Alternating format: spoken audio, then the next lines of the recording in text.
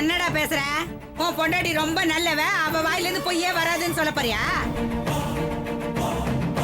அம்மா, அவ சொன்னது உண்மையோ பொய்யோ, ஆனா அவ வாழ்க்கை பாதிக்கின்றது அவளுக்கு தெரிஞ்சுதானே இருக்கும். என்னடா பேசுற நீ? தேரை இழுத்து தெருவில் விட்ட மாதிரி நம்மள அப்படியே அம்போன்னு விட்டுட்டு போயிட்டா அவளுக்கு பறிஞ்சுக்கிட்டு பேசுற நீ?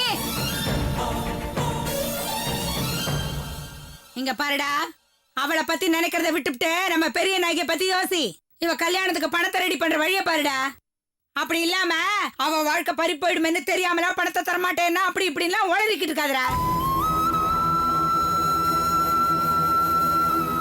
முட்டாள் முட்டாள். அவ அப்பங்காரன் கவரிங் நகையை போட்ட மாதிரி இப்ப கொண்டு வந்து கொடுத்துருக்கானே செக்கு, அது போலி செக்கா இருந்திருக்கும், அதுல பணமே இருந்திருக்காது.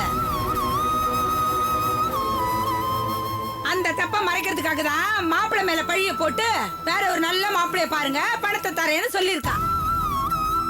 அவ தப்ப மறைக்கிறதுக்காக அவ போட்ட நாடகம் தாண்டா இதெல்லாம். இப்ப புரியுதா? இதெல்லாம் தெரியாம அவன் நல்லவன் நம்பிக்கிட்டு தெரியாத. பெரிய நாயகோட கல்யாணத்துக்கு பணத்தை ஏற்பாடு பண்ற வழிய பாருப்பா.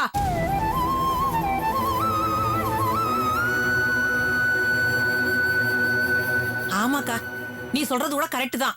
அவங்க கொடுத்த செக்கு கூட டூப்ளிகேட்டா தான் இருக்கும் போல இருக்கு. இல்லனா அவளை பெத்தவங்க தினர் பணத்தோட தின்னு இருப்பாங்கல்ல. இப்படி கணத்துல போட்ட கல்லு மாதிரி எதுக்கு இருக்காங்க? அவங்க கிட்ட பணம் இல்லக்கா, அதான்க்கா. அவங்க எப்படியோ போய் தொலையட்டுண்டி. மாப்பிள்ளை மேல அபாண்டமா பழிய போட்டு அவங்க அப்பா கிட்ட போய் இல்லாதையும் பொல்லாதையும் பத்த வச்சு என்னென்ன அழிச்சாட்டியத்தெல்லாம் பண்ணிட்டு போயிருக்கான் அந்த சிரிக்கி. அவளை நினைச்சாலே என் வயிறு பத்துக்கிட்டு எரியுதுரி. அவன் நல்லா இருந்துருவாளா? அவன் நல்லவே இருக்க மாட்டாடி, நாசமா தான் போயிடுவா. இப்ப என்ன எப்படி என் வயிறு குமுற விட்டு போயிருக்கா, அதே மாதிரி அவளும் வாழ்க்கையில குமுற தாண்டி போறா.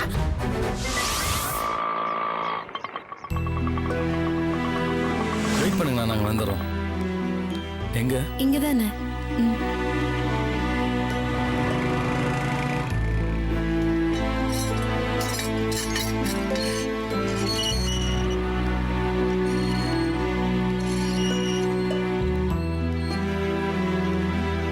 எந்த வீடு? அங்க.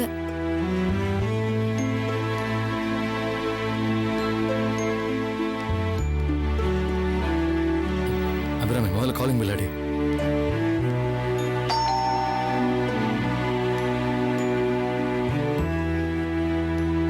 யார் நீங்க? ரம்யா இருக்காளா? நீங்க யாரு? நாங்க ரம்யாவோட ரிலேஷன்ஸ். ஓ, ஊர்ல இருந்து வரீங்களா? ஆமா ஆமா. வாங்க வாங்க.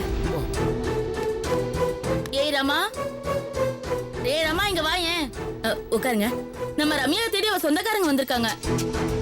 யாரு? என் பேர் அபிராமி. இவர் எங்க அண்ணன் வசந்த். நாங்க ரம்யாவை பார்த்து பேசணும், அதான் வந்திருக்கோம். அவளை கொஞ்சம் கூப்பிடுறீங்களா? என்னங்க இது, உங்களுக்கு விஷயமே தெரியாதா? சொந்தக்காரங்கிறீங்க, எதுவுமே தெரியாத மாதிரி வந்திருக்கீங்க. நீங்க என்ன சொல்றீங்க? அது தெரியாதா உங்களுக்கு? ரம்யா வீட்டை காலி பண்ணிட்டு போயிட்டா.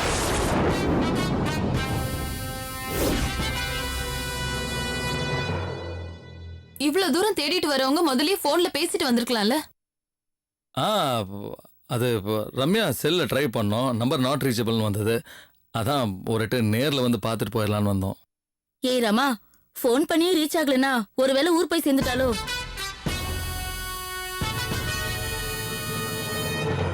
ஆமாண்டி, முந்தா நாள் கிளம்புனால 2 நாள் ட்ரெயின்ல இருந்திருப்பா, இந்நேரம் ஊர் போய் சேர்ந்திருப்பா. நீங்க என்ன பேசுறீங்க? ரம்யா எந்த ஊருக்கு போயிருக்கா? அவளுக்கு மும்பைல வேலை கிடைச்சிருக்குங்க, நல்ல சம்பளம். அதனாலதான் முந்தா நாளே கிளம்பி போயிட்டா. இது தெரியாம இங்க வந்து உங்க டைமை வேஸ்ட் பண்ணிட்டீங்களே. சரிங்க, ரம்யாவுக்கு வேற ஏதாவது நம்பர் இருந்தா கொடுங்களேன். வேற எதுவும் நம்பர் இல்ல. அவ வச்சிருந்த நம்பரையும் அங்க போன உடனே புது நம்பர் மாத்த போறேன்னு சொல்லிட்டு இருந்தா. அப்படி மாத்தினா அந்த நம்பரை எங்களுக்கு தரீங்களா? எங்களுக்கே அவ தரமாட்டா, இதுல நாங்க எங்க உங்களுக்கு தரது? அவ இந்த ஊருக்கு வந்து 1 மாச பழக்கம்தான். இந்த பழக்கத்துக்கெல்லாம் நம்பர் கொடுத்து ஃப்ரெண்ட்ஷிப் யாராவது மெயின்டைன் பண்ணுவாங்களா? சான்ஸே இல்ல. இல்லைங்க, அப்படி ஏதாவது நம்பர் கொடுத்தா எனக்கும் கொஞ்சம் கொடுங்களேன் ப்ளீஸ். தந்தா கண்டிப்பா சொல்றேன். சரிங்க, நாங்க கிளம்புறோம். வாங்க. சரி போலாம்.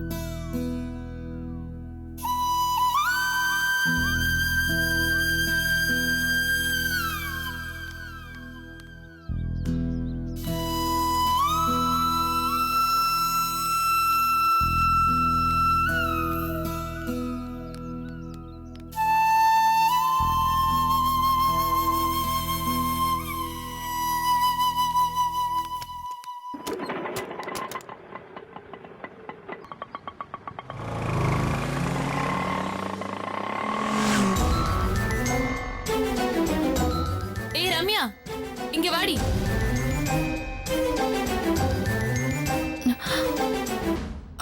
அவங்க போயிட்டாங்களா? போயிட்டாங்க. ரொம்ப தேங்க்ஸ். தேங்க்ஸ் எல்லாம் இருக்கட்டும். நீ ஏன் இங்க இருந்துகிட்டே மும்பைக்கு போனதா போய் சொல்ல சொன்ன? வேற வழி இல்லடி.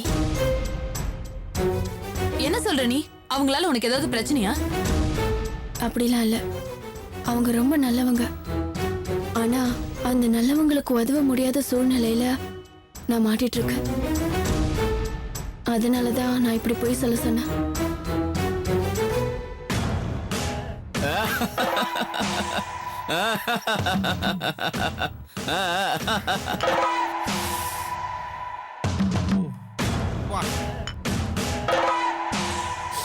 ஏ மச்சான், எப்பட்றா இந்த ரம்யாவை இப்படி ஒரு பொய் சொல்ல வச்ச? அதான் மச்சான் இந்த பிரகாஷோட ராஜதந்திரம்னு சொல்றது. ஏன் அதெல்லாம் நம்ப மாட்டேன். அந்த ரம்யாக்கு காசு கொடுத்து அப்படி பேச வச்சிருக்க. ஏய் அப்படியா சொல்ற? அப்படி மட்டும் நடந்துச்சுன்னு வைய, இனி அவ பிரகாஷ் கிட்ட காசை கறந்துகிட்டே இருப்பா. அப்படியும் இல்லனா அபிராமி கிட்ட உண்மையை சொல்லிடுவேன்னு மிரட்டிக்கிட்டே இருப்பா. ஏய் எப்பரா மிரட்டுவா? டேய், ரம்யா இந்த நேரம் மும்பைக்கு ஷிஃப்ட் ஆகி போயிட்டதா அபிராமிக்கு தகவல் போயிட்டு இருக்கும். அது மட்டும் இல்ல, பணத்தை கொடுத்து பொய் சொல்ல வைக்க நான் என்ன முட்டாளா? அப்புறம் எப்படா அபிராமி எல்லாரும் கூட்டிட்டு போய் சொல்ல? ரம்யா பெல்ட் ஆச்சா? மச்சான், பல்ட்டின்னா சாதாரண பல்ட்டி இல்ல, அந்த பல்ட்டி ஆகாச பல்ட்டி ஆயிடுச்சு. ஏய் மச்சான், அந்த ரகசியம் மட்டும் என்னன்னு சொல்லிட. டேய், இதுல ரகசியம் ஒண்ணுமே இல்ல. தப்பு பண்றப்ப எப்பவும் பாதுகாப்பு உணர்வோட இருப்பேன். அதுதான் இப்போ என்ன காப்பாத்திருச்சு. போதுமா? பாதுகாப்பா? அந்த விஷயத்துல நீ கரெக்டா இருந்திருந்தா உன் குழந்தைய ஏன்டா இப்ப ரம்யா வயித்துல சுமந்துகிட்டு இருக்கா? நான் அத சொல்லலடா. பிரச்சனை எதுலயும் நான் மாட்டிக்காம இருக்கிற ஒரு பாதுகாப்பு. நான் அதத்தான் சொன்னேன். நீ சொல்றதே ஒண்ணும் புரியல மச்சான். ஏய், ரம்யாவும் நானும் உல்லாசமா இருந்தத பல தடவை அவளுக்கே தெரியாம செல்ல ரெக்கார்ட் பண்ணி வச்சிருக்கேன்டா. அதுதான் இப்ப என்ன கரெக்டா காப்பாத்திருக்கு. திடீர்னு என் ஆளு சுகந்தி எனக்கு போன் பண்ணி ரம்யா பத்தி என்கிட்ட கேட்டா. நான் அப்படியே ஷாக் ஆயிட்டேன் மச்சி. அபிராமி தான் இப்படி சொன்னான்னு வேற சொன்னா. அவளுக்கு எப்படி நம்ம விஷயம் தெரிஞ்சிச்சுன்னு நான் யோசிச்சேன். அப்பதான் ஒரு நாள் ரம்யா என்கிட்ட ரோட்ல வச்சு சண்டை போட்டது எனக்கு ஞாபகத்துக்கு வந்துச்சு. அவளை பார்த்து கேட்டா எல்லாம் தெளிவாயிரும்னு நான் நேரடியா அவ ஹாஸ்டலுக்கு போனேன். அப்பதான் அபிராமி அங்க வந்து பேசுனதும் அவளுக்கு சாதகமா சாட்சி சொல்ல போறேன்னு என்கிட்ட சொன்னான். விடுவேனா நானு? செல்லுல இருக்கிற வீடியோவை காட்டினேன். அப்படியே அரண்டு போயிட்டா. அதை அழிச்சுன்னு அழுது புறாடுறா.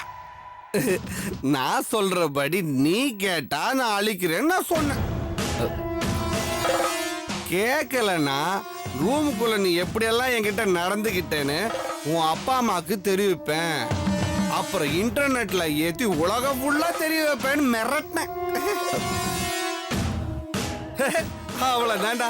அப்படியே சாஷ்டாங்கமா காலில் விழுந்துட்டான். நீங்க என்ன சொன்னாலும் நான் செய்யறேன் கேட்கிறேன்னு அப்படியே சரண்டர் ஆயிட்டான்.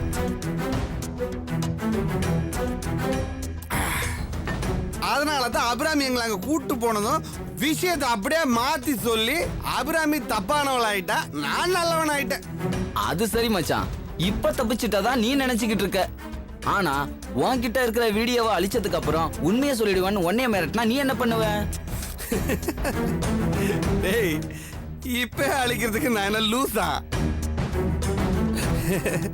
பெரிய நாய் கழுத்துல தாலி கட்டின அடுத்த நிமிஷமே அந்த மெமரி கார்டை உங்ககிட்ட கொடுத்துறேன்னு போய் சொன்னேன். பாரா மச்சான், அதனால வாயே திறக்க மாட்டா. இதெல்லாம் சரி மச்சான், உனக்கும் பெரிய நாய்க்கும் கல்யாணம் நடக்கும்னு நீ நம்புறியா? ஏண்டா ஏண்டா நடக்காது? இல்ல மச்சான், உன் அப்பாவே உனக்கு வில்லனா இருக்காரு. 40 பவுன் நகை வந்தாலும் கல்யாணம் நடக்கான்னு சொல்லிக்கிட்டு இருக்காரு.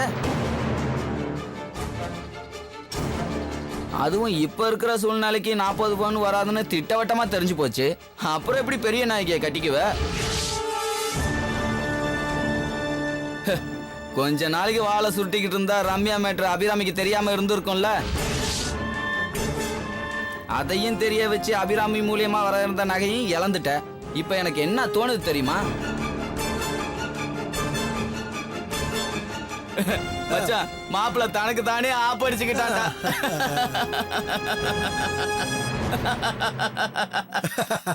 அப்போ உனக்கு நகையும் இல்ல, பெரிய நாயகம் இல்ல, சுகந்தியும் இல்ல.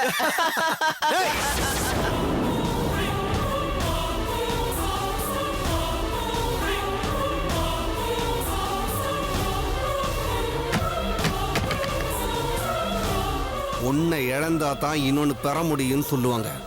நான் ஒன்னை இழந்து 2 பெறணும்னு நினைக்கிறேன்டா. நல்லா கேட்டுக்கோ, நகை இழந்து பெரிய நாயகியும் சுகந்தியும் அடைவேண்டா. கண்டிப்பா அடைவேண்டா. பார்த்துக்கிட்டே இருங்க எப்படி நாடகம் ஆடி நான் 2 பேரையும் அடைய போறேன்.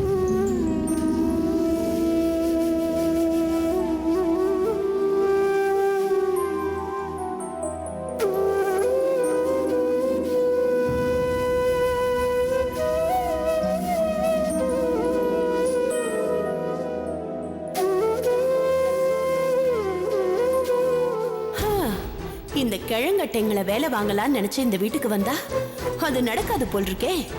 அபிராமி பிரச்சனைய சாக்கா வச்சு புடிச்சு வச்ச புள்ளையார் மாதிரி உட்கார்ந்துகிட்டு ஃபீல் பண்ணிட்டு இருக்குதுங்க.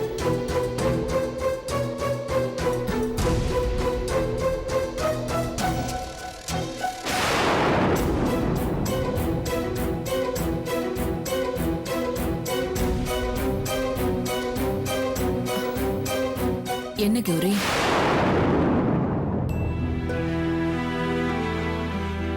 எங்களை பார்த்துட்டு அப்படி என்னதான் நினைக்கிற? நான் நினைக்கிறதெல்லாம் வெளியில சொல்ல முடியுமா அத்தை? இருந்தாலும் நீங்க கேட்டதுனால சொல்றேன். அபிராமிய பத்தி நினைச்சு நீங்க 2 பேரும் இப்படி சாப்பாடு பத்தி கூட நினைக்காம உங்களையே வருத்திட்டு இருக்கீங்களே. உங்களை எப்படி சாப்பிட கூப்பிடுறதுன்னு தான் யோசிச்சுட்டு இருந்தேன் அத்தை. சாப்பாடெல்லாம் எதுக்குமா? அபிராமி முதல்ல அவ புருஷனோட சேரணும், அவ வாழ்க்கையில சந்தோஷமா இருக்கணும். அதுக்கப்புறம் தானே மத்ததெல்லாம். சரிதான். அப்ப சாகுற வரைக்கும் உண்ணாவிரதம் தானா? என்னம்மா சொல்ற? நான் சொல்றது சரிதானே? எப்படி மாமா? உங்க உடம்பு இருக்கிற கண்டிஷனுக்கு நீங்க வேளைக்கு சாப்பிடணும் மாமா. இல்லனா உங்க உயிருக்கே ஆபத்து. அதுக்கு என்னம்மா பண்றது?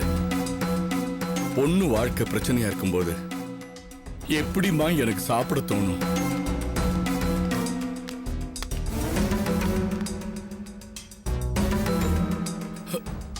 அபிராமி, அந்த பொண்ணு ரம்யாவை பார்த்து பேசிட்டீங்களா? என்ன சொன்னா? உண்மை சொல்றேன்னு ஒத்துக்கிட்டாளா? அப்பா, அந்த பொண்ணு இந்த ஊர்லயே இல்ல, மும்பை போயிட்டாலாம்.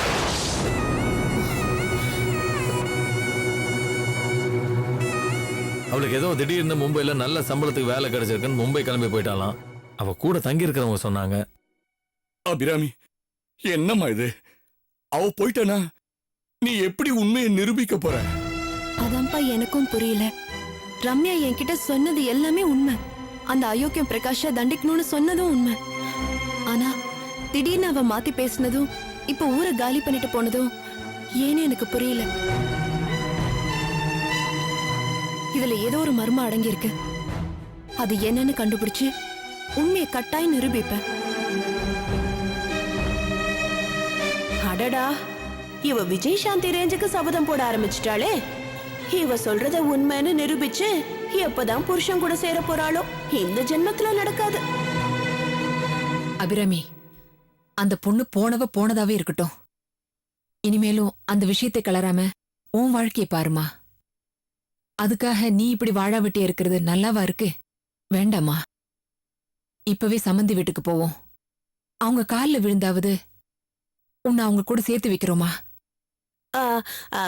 அத்த, எப்படி அத்த சேர்த்துக்குவாங்க? பெரிய நாயகி கல்யாணம் நடந்தாலாவது சேர்த்துக்குவாங்கன்னு நம்பலாம்.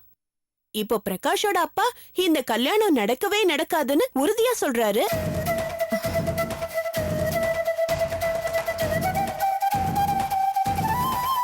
அபிராமி அதுக்கும் மேல போய் எப்படியாவது பெரிய நாயகி கல்யாணத்தை நடத்த விடாம பண்ணுவேன்னு சொல்றா.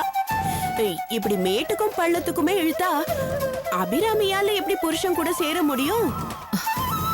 கேட்டி அபிராமி, நீ கொஞ்சம் பொறுமையாரு. பிரகாஷ் அப்பாவோட காலில் விழுந்தாவது இந்த கல்யாணத்தை எப்படியாவது நடத்தி வைப்போம். அப்புறம் உன் வாழ்க்கை பிரச்சனை இல்லாம போயிடும். சரிதான். இப்படி கால்ல விழுந்து விழுந்தே காலம் போயிடும் போல் இருக்கே. இவ புருஷன் கூட சேர ஏன் கால்ல விழணும்னு சொன்னாலும் விழுந்துருவாங்க போல் இருக்கு. கௌரி, அத நீ என்னம்மா நினைக்கிற? சாட்சிக்காரன் காலில் விழுறத விட சண்டைக்காரன் காலில் விழுறதானே நல்லது. நல்லதுதான் அத்த. ஆனா கால்ல விழுந்தாலும் காரியம் நடக்காது போல் இருக்கே. அத நினைச்சுதான் அத்த நான் கவலைப்படுறேன்.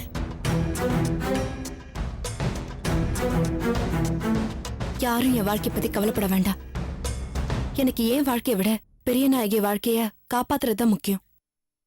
கடைசி நிமிஷத்துல கூட அவ கழுத்துல பிரகாஷ் தாலி கட்டுறத நிறுத்த முடியுங்கிற நம்பிக்கை எனக்கு இருக்கு.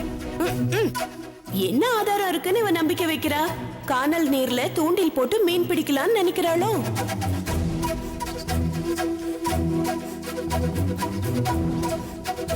கௌரி, என்னம்மா நீ எதுவும் பேசாம இருக்க? நாங்க படுற அவஸ்தையை பார்த்துட்டு தானே இருக்க.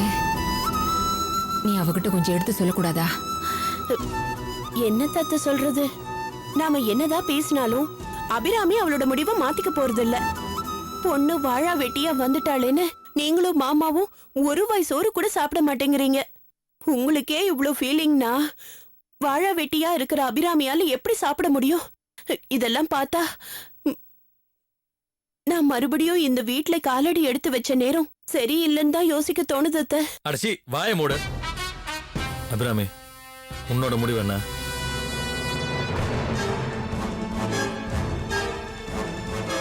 பெரிய நாயகிக்கும் பிரகாஷ்க்கும் கல்யாணம் நடக்க கூடாது. அதனால ஏன் வாழ்க்கை பிரச்சனை ஆனாலும் பரவாயில்ல.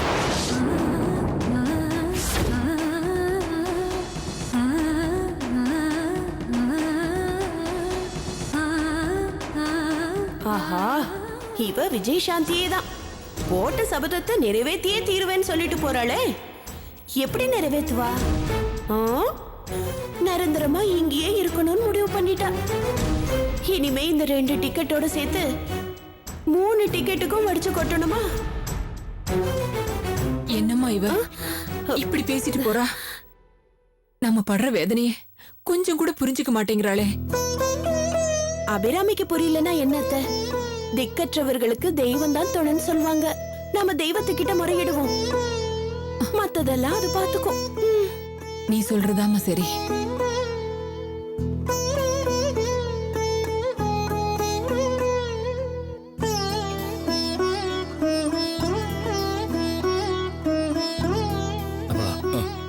கவலைப்படாதீங்கப்பா, எல்லாம் நல்லபடியா நடக்கும்.